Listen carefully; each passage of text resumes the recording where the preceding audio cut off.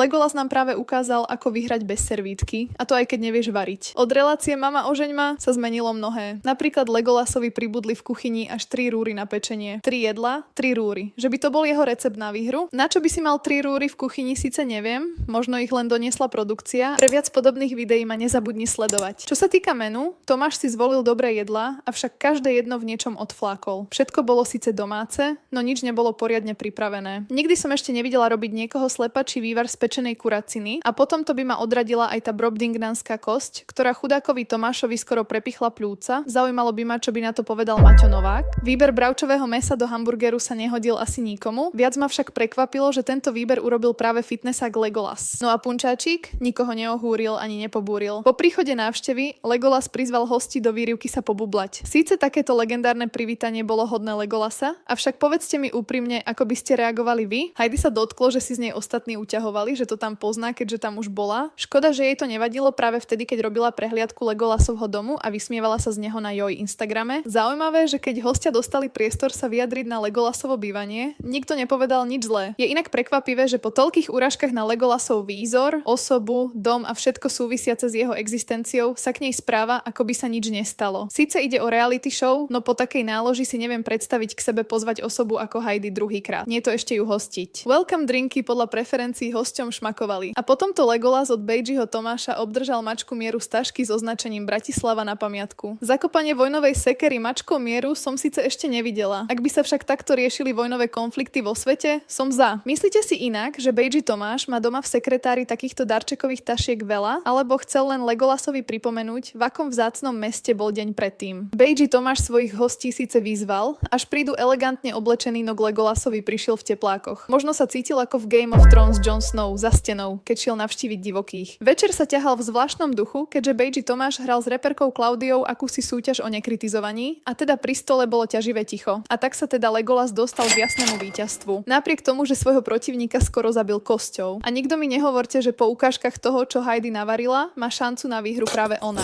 Večer najfajnovejšej kritičky už teraz môžeme vidieť z ukážok, že dopadne horšie ako tragicky. Čím to inak je, že fajnoví ľudia, ktorí radi kritizujú všetko jedlo, väčšinou sami nevedia variť. Rovnako to bolo aj pri jej posmievaní sa z Legolasovho domu. Veľké urážky, výsmech a nakoniec uvidíme jej kuchyňu, ktorá je na tom horšie ako tá Legolasova. Prečo horšie? Pretože vážne pochybujem, že bude mať 3 rúry. Napíš mi do komentára, či by si na Legolasovom mieste pozval Heidi, potom všetkom, čo spravila, sa s ním pobublať.